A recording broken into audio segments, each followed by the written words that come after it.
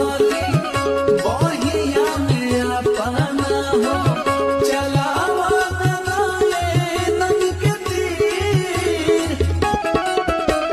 सोरहे बरिस के बाए को तो जवानिया दूसरे फगुनवा के दिनवा राम हमारो के जाने तू लगावा अब रंगवा याद रही बरहो महीनवा राम।